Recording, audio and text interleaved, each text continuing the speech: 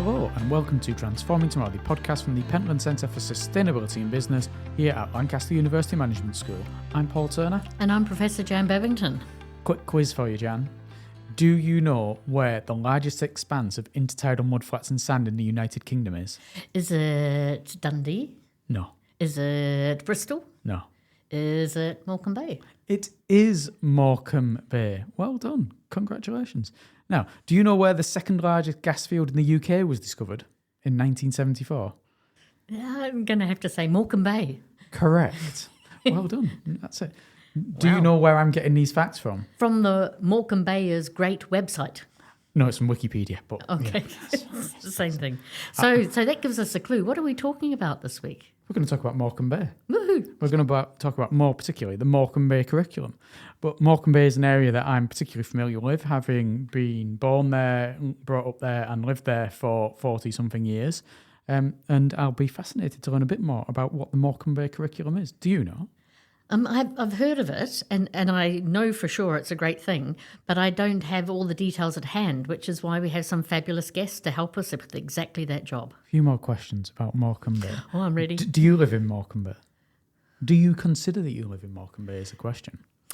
Probably not, because I'm on this side of the river. However, I go to Morecambe Bay quite a bit, and I think the effect of Morecambe Bay for where I live and how I live is there as well, even if I can't, unfortunately, see it of an evening. Because you live in Lancaster, and that's a question of where does the bay stop and where does the bay begin?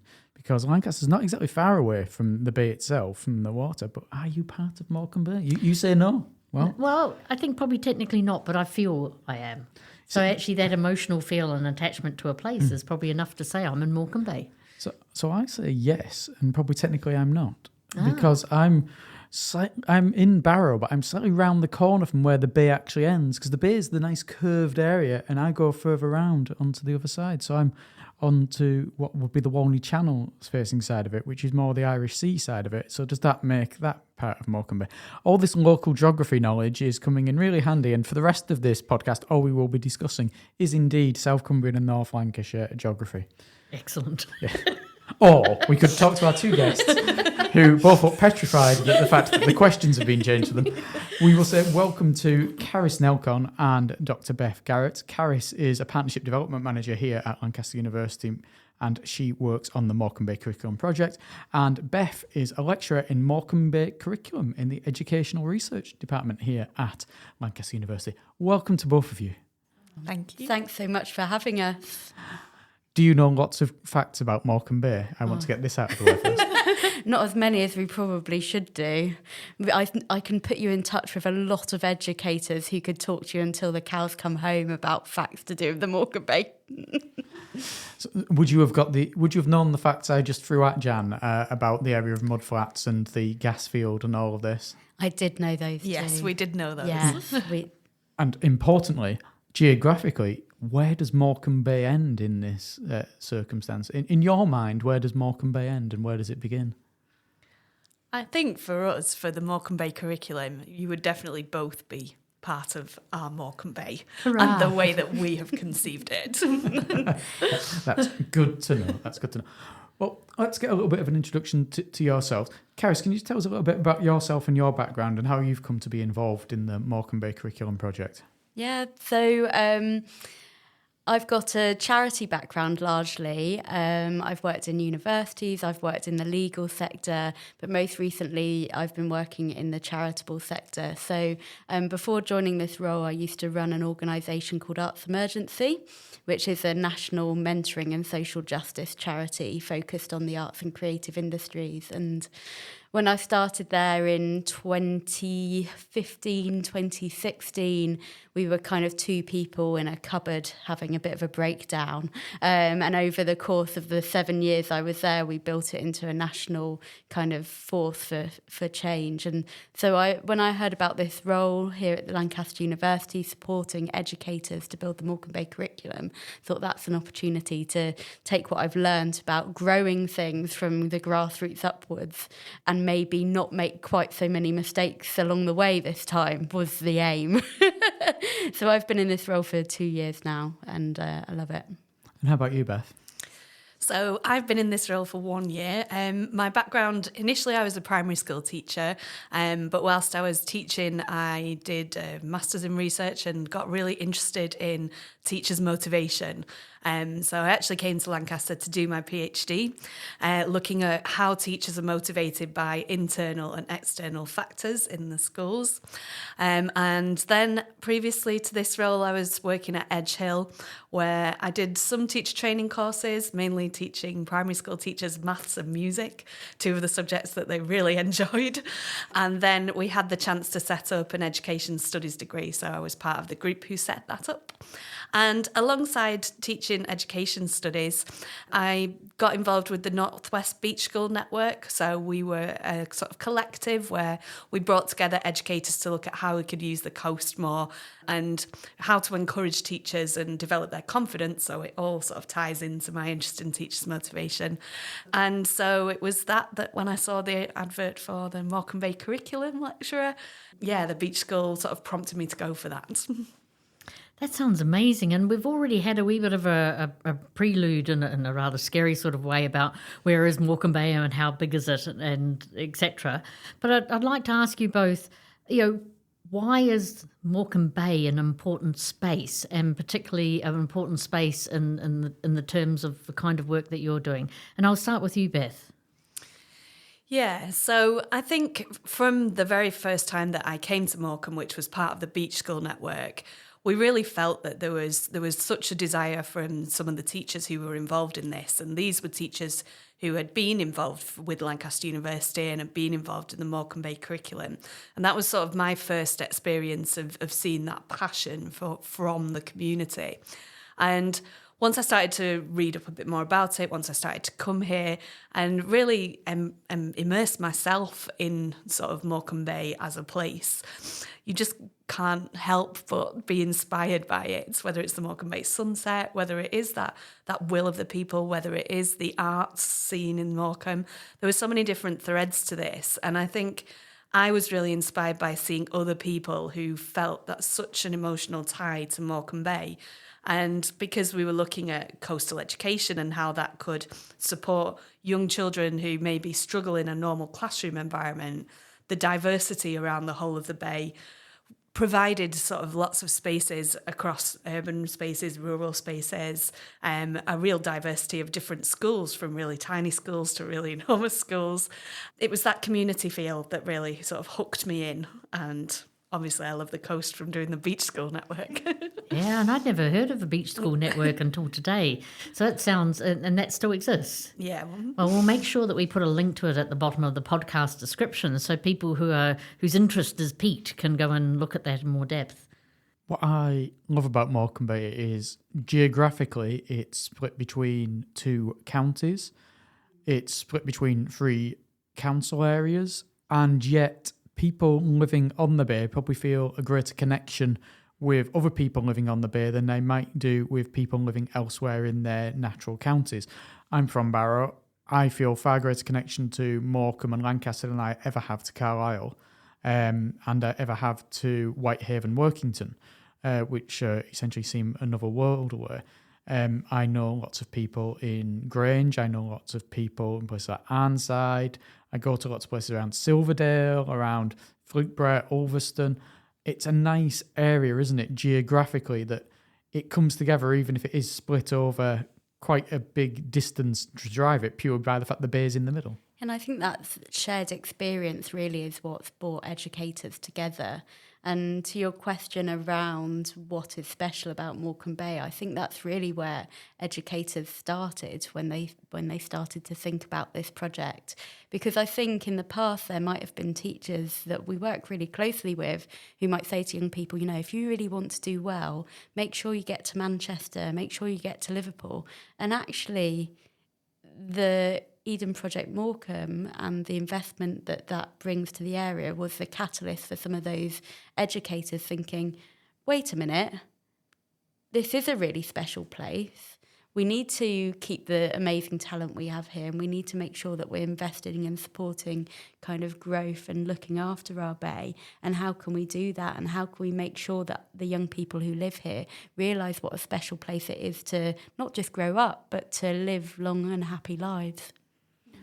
So is this what is then the catalyst behind the Morecambe Bay Curriculum Initiative and how that's grown into what it is today? Yeah, I was just going to say something in relation to what we were just talking about, but I think from a personal perspective, because I've spent a lot of time in Barrow because it's where my husband is from, but that train journey around the bay really helped me to feel that connection to all those places that you've just mentioned. So spending that time going on the train and going off at these different places has really sort of helped me to feel some of that connection to the bay. You mentioned there about the Eden Morecambe Bay project, but my understanding is that the Morecambe Bay curriculum is linked but not wholly dependent on it, and actually has almost an origin story of its own.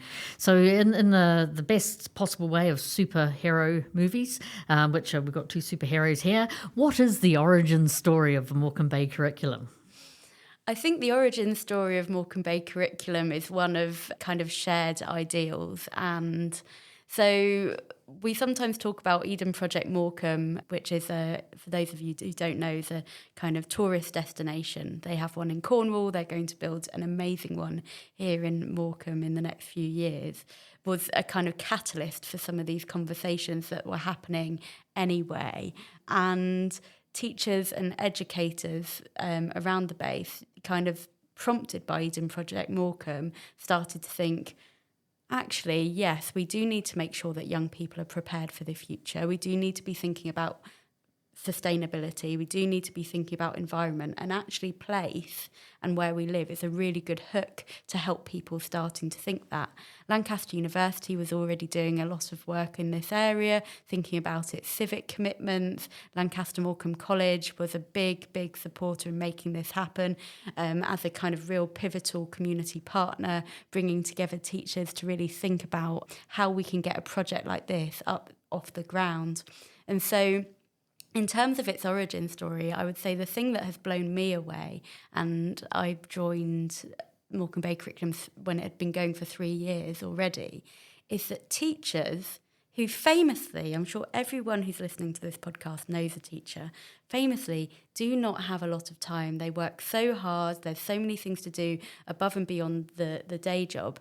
And this is collaborators from early years, from primary, secondary, further education, people who don't usually work together on things, coming together month after month, spending hour after hour just chipping away at this idea.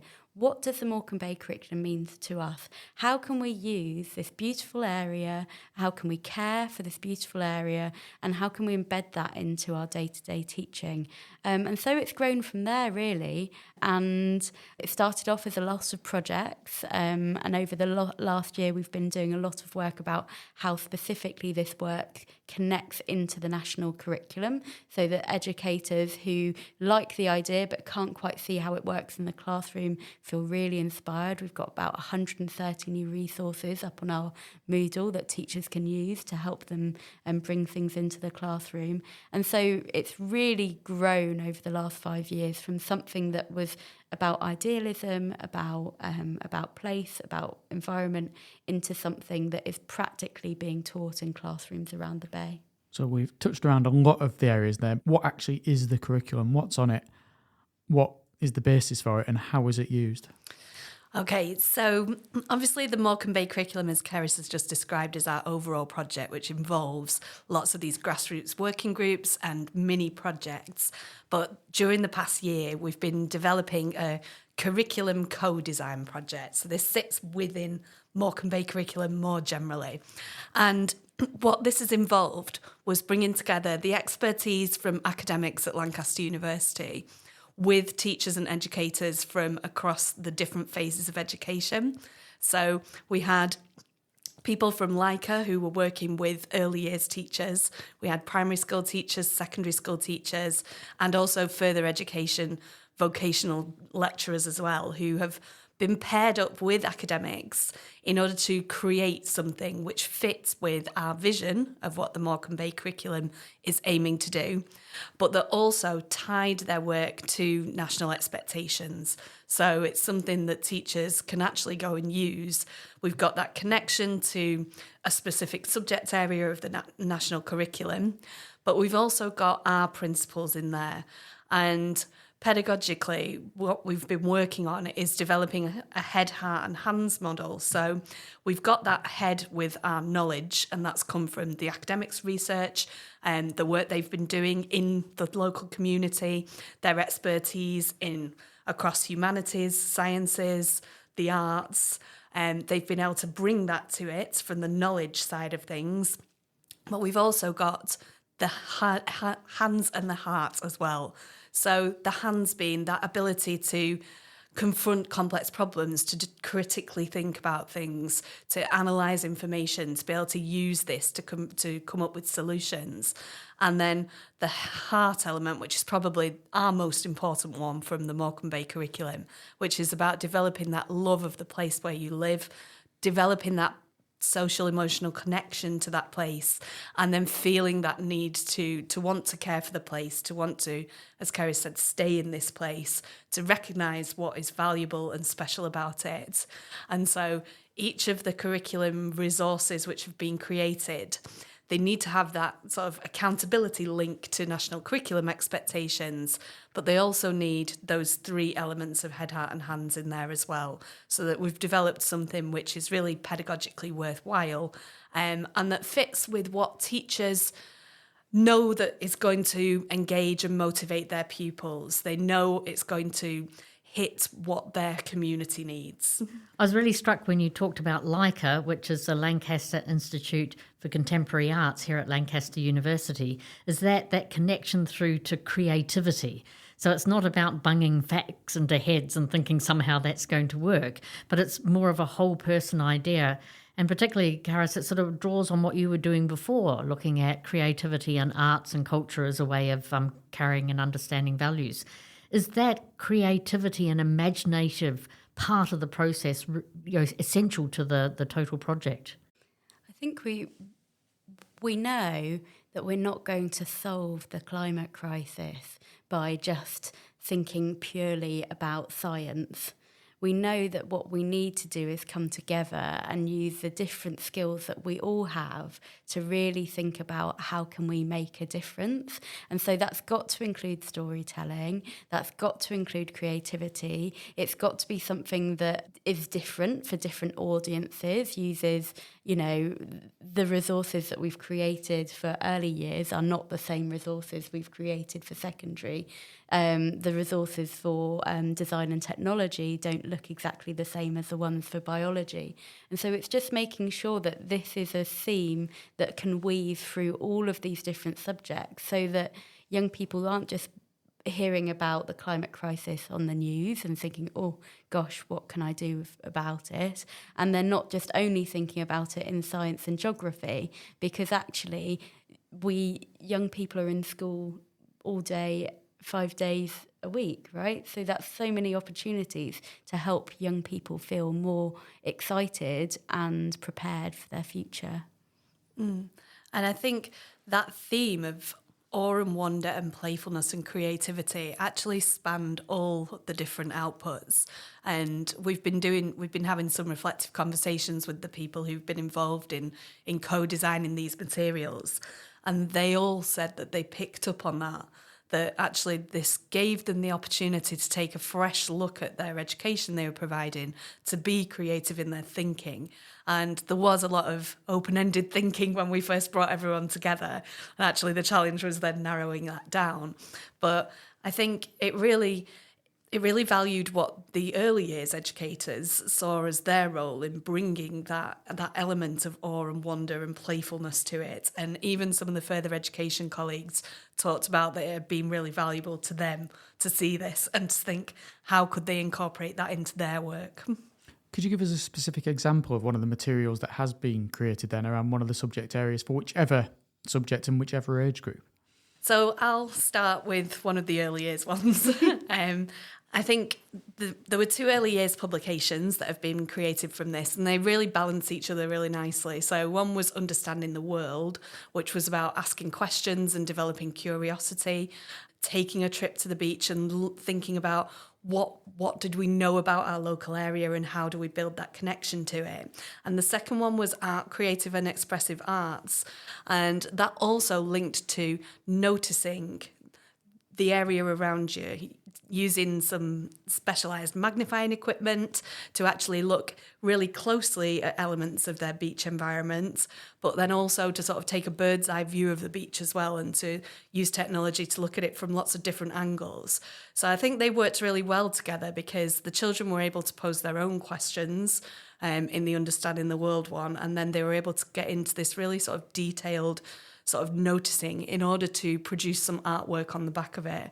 We had some really sort of fantastic expertise from both the teachers who went out and trialled these activities with their very small pupils. But actually what really came through was the academics went to those settings as well, and that really helped them to understand the context that they were going to be working in, and helps them to speak each other's language, to recognise the challenges that each other were facing. And so those relationships that built up between them were really significant. And I love the kind of how the projects all linked into each other. We had a day halfway through the process where, in order, our early years colleagues and the academics they worked with stood up the primary, the secondary, the further education. You could really see similar themes starting to come through, be it birds of the bay, the beaches of the bay, what humans do in the bay, travel around the bay. So actually, you can see how you would start with a lovely grounding like the one Beth just described, and you would have, that backed up by primary modules in history, science, geography, art, and then you go into secondary and you're starting to think about design and technology. You're comparing curlews to the Airbus A380, and you're thinking about energy barriers across the bay. Could it happen? What difference would that make in geography? So you can see actually how that goes all the way through, and that these building blocks just will continue to give young people a richer and richer understanding of where they live. And I guess just to add further education onto the end of that. Yeah. So that was really looking at specific careers and the choices that we would make in the future in terms of our job roles. So they looked at construction and how you can make sort of strong, stable structures, but actually how do we do this in the most environmentally friendly way, and how can you reuse materials in sort of more creative ways.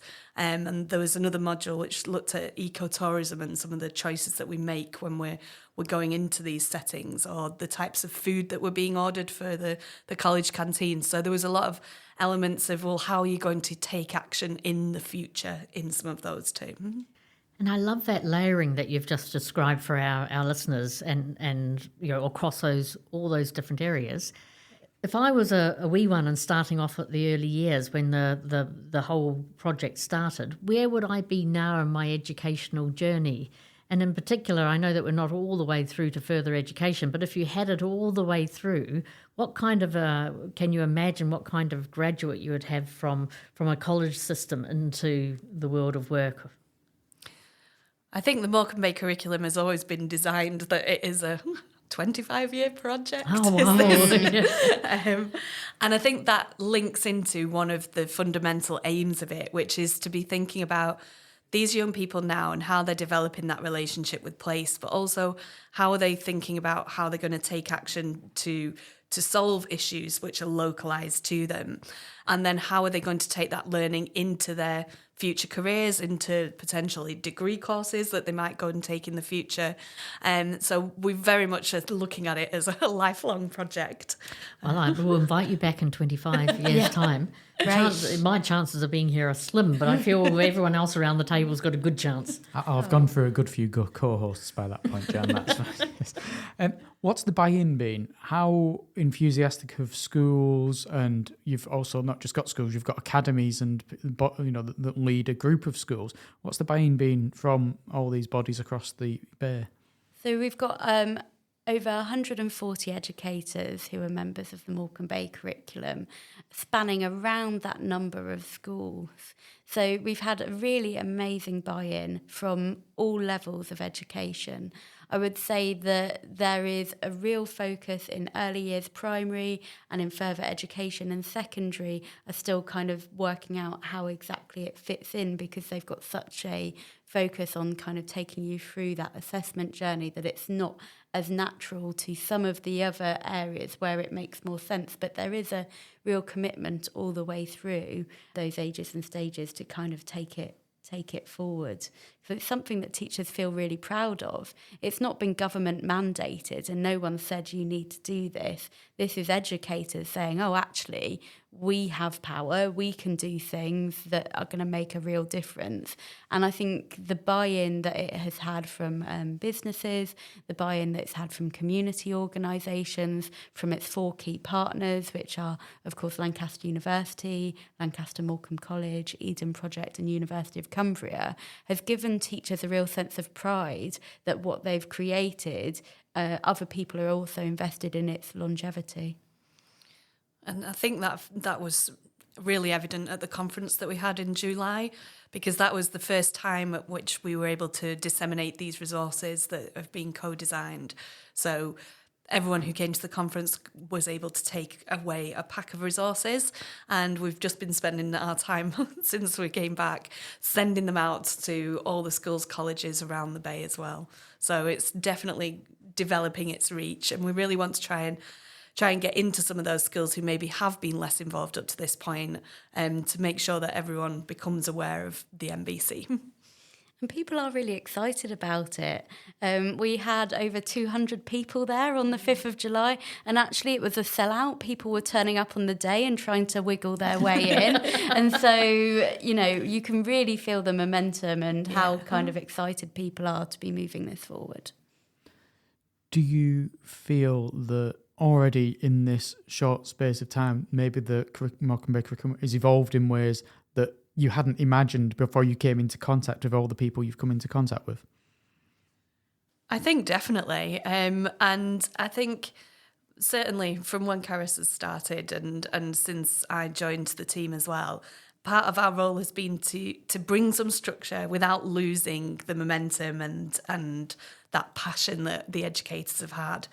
And I think when we started the curriculum co-design project, because we were doing something that we'd not done before, and it was quite a radical co-design to bring people together who were coming from very different backgrounds, I don't think we could have predicted what we were going to achieve by the end of this. And this was one of the challenges, really, because everyone had a bit of an open space to be able to create something that was going to be relevant to them. We did end up with quite different looking sets of resources. And our task was then to pull this together into something that could be translated to other settings. And I think both the process that we went through is something which could be translated somewhere else. And also the actual resources themselves, we really encouraged the people who'd created them to think, how could this be adapted? So if I've created this resource and I'm working in a school in Barrow, what might this look like in another context? So that was part of their remit to be thinking about. And you've mentioned Barrow, so I want to know, have there been certain instances where you've maybe had to balance the various different communities that there are across the Bay? Are there issues because you've got different types of communities? You've got very small little villages, you've got towns, you've got industry, you've got countryside. It must be hard when you've got different educational establishments in these different places to balance the needs and the environments that they're all based in. I think that is one of the challenges, is like the beauty of Morecambe Bay is its diversity, and then the challenge is that actually it's 300 square kilometres and it includes people who experience all different things, and what joins us together is the Bay. And one of the things that's really struck me, we've worked largely in working groups that have kind of sprung up holistically. So there's a Lancashire early years primary, but then there's a Cumbria group that does early years, alternative provision, SEND secondary, there's a secondary Lancashire group, and actually what we're working towards as a model going forward is working pan-Bay across all ages and phases, so that for exactly the reason you've just said, we don't want people to feel like, oh, what's going on in that group or happening over there. We want people to see, that actually when we work together we can make a difference and see it as an inclusive space. So can you explain for our listeners why Lancaster University is working in this space? Actually, the Morecambe Bay curriculum fits so neatly with lots of different parts of Lancaster University. It's really grown out of its engagement arm. So, as we know, Lancaster University really prides itself on its excellence in teaching, its excellence in research, and its excellence in engagement. There's been a lot of focus on what is a civic university and lots of questions about that. And I think, there's real fertile ground for the Morecambe Bay curriculum to kind of spring out of not just those conversations, but also conversations about sustainability. We want to be a carbon neutral campus by 2035. What are we doing in this space when it links to curriculum? It also links really nicely into the widening participation agenda.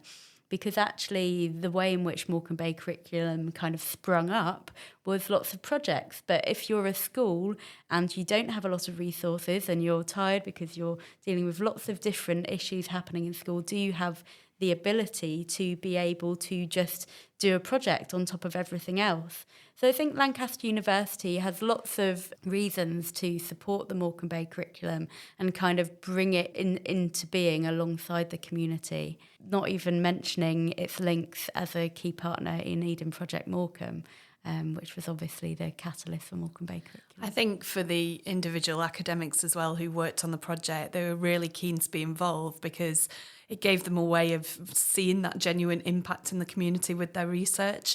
So it gave them the chance to really showcase the work that they've been doing in a way that perhaps they wouldn't have got if they weren't sort of involved with the schools themselves.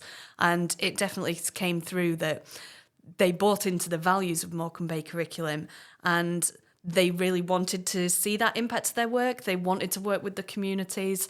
Many of them had done some work with schools already, so they were very invested in that community and wanted to make a difference there. And they saw this project as a way of making a genuine difference. One of the brilliant things about having Beth in the Educational Research Department is that actually we can really look at the difference that this is making in the day-to-day lives of children around the Bay and kind of map that change that we hope is going to happen over a generation. I want to bring us to an end just with the final question, and I'll ask it to both of you. And that's just, what have you found the most inspiring about the work on the Morecambe Bay curriculum? I'll go to you first, Caris. I think the most inspiring thing to me has been people's genuine engagement with something hopeful and a vision of the future that sees where we live in a better state than where we are at the moment. And being hopeful isn't always an easy thing.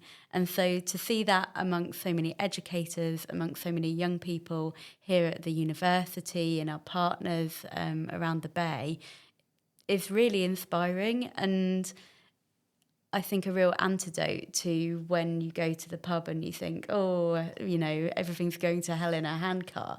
Actually, people believe a better life is possible and, are working day in, day out to make that happen. So that's really what keeps me going. Yeah, and I fully agree with that. I think the hope element has been so important for this project. I think what has really inspired me is the way in which everyone has thrown themselves into, whether they've been part of our working groups, whether they've been part of the curriculum co-design project. And what really has come through when people have talked about their experiences of this to me is how it's reignited their whole belief in the power of education. And they've talked about their own motivation for wanting to continue being a teacher, which is good at this time of sort of real recruitment crisis. And that actually, by being involved in something collaborative like this, where there was a space to really think and unpick and discuss your ideas and then work together to produce something which I think is an incredible set of resources that we've got. has really given them sort of hope and motivation moving forwards. And I think being able to see that has been the thing which has really inspired me through this. That's wonderful. And thank you very much for both of you coming in today and really brightening up our day with a delightful conversation. I agree. I was not quite crying, but I could feel my emotions welling up when you were talking about that sort of hope and the belief in education. I mean, that's what we're all about, really, isn't it? Yeah. Thank you very much. Thank you. Thank you. Thanks for having us. Yes. Bye. Bye. Bye. I love that, Jan. I am, as I pointed out during the podcast, I want to say permanent resident, but that makes it sound like I'm stuck here as some kind of penitentiary of Morecambe Bay. I've lived here my entire life. I lived in Barrow. I studied in Lancaster, so even when I went away to study, I stayed within the Morecambe Bay catchment area. And it's great to see this initiative, which is bringing Morecambe Bay together educationally and putting the bay and the things that are around it at the heart of so much education that will take place from, the age of 4 all the way through to further education and higher education. I loved it, and the energy from our guests was just phenomenal, and I think we ought to leave them to run the world. I think that'd work quite well, and we'd be quite happy about that at the end of the day. I'll tell you one thing that really captured my imagination was their articulation of heads, hands and hearts. And I've heard of this framing of how to think about the world before from somebody called Patrick Geddes. So Patrick Geddes was born in the 1850s, and he was really foundational in thinking about the world in lots of different ways. He had a chair in biology, but he also was one of the early town planners and also a very early founder of the field of sociology, when you could be a polymath. And he was always clear that you actually need those 3 things working together in unison to come to a more complete and a more nuanced understanding of the world. So that was really great to hear that coming back and inspiring the Morecambe Bay curriculum as well. Yes, I saw that he was credited with the phrase, think global, act local, which made me worry that he was the person who originated the word glocal, which, as we discussed a long time ago on this podcast, I cannot stand. Yeah, I think he was before that, but he was a global fellow and went across the world, bringing particularly his ideas about urban planning and redesign of slums so that people had better housing and better opportunities because of that. But I don't think, glocal wasn't a thing at his time, so I think you're safe. Good. I've got 2 children who are currently in the education system. They're in the education system in Morecambe Bay. They're currently both in primary school. So if their schools now, the secondary schools they go to, the colleges they may or may not go to, the universities they may or may not go to, are involved in this, then this might be something that is threading through their lives. I know that Caris and Beth said 25 years project. Both of my children will be out of education by then, I think and hope, unless they turn into academics like you, which, I do my very best to make sure they don't.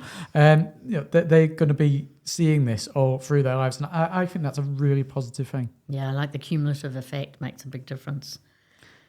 Well, Jan, it's Christmas, and we're packing in for a few weeks. We are indeed, but I hope that you'll take the head, hands and hearts theme with you on your Christmas break and while we have our Christmas break. So we hope that the podcast has made you think differently, so exercise the things that are going on in your head. We really hope that there were points of inspiration across all of those podcasts to keep you pushing forward in sustainability in business and being inspired to use your hands to make a change, but also, particularly as you head into the midwinter and then out the other side, we hope that we have helped you feel more hopeful about the year that's been and the year to come, which is the hearts bit. So that's my closing thoughts on heads, hands and hearts. Well, as I've been told during the course of this podcast several times, I have a cold, dark heart that is just shriveled up in a corner. 2 of the 3 ain't bad. That's what I need. Go with what you got, mate. We will be back in the new year with more podcasts. We're going to be starting out the year with a little series on the Plastic Packaging in People's Lives project, which has lots of P's and is referred to as Pipple, and people still can't say Pipple properly. And the people Pipple, from the people from Pipple and the Pipple people. And the people from Pipple will be doing a series of episodes. You're getting carried away because I keep saying people from Pipple and Pipple people. Yes, I'm sorry. Please calm down. Yes, the people from Pipple will be with us in the new year. We'll be carrying a number of episodes with them, exploring how they've looked at people's attitudes and behaviours around plastic packaging. We'll be speaking to academics from here at the university, but also businesses and organisations they've been involved with as well. And that's going to be a really good way to start the new year. Perfect. Until then, have a good Christmas, have a good new year. We will see you again in 2025. Thanks for listening. I'm Paul Turner. And I'm Professor Jan Babington.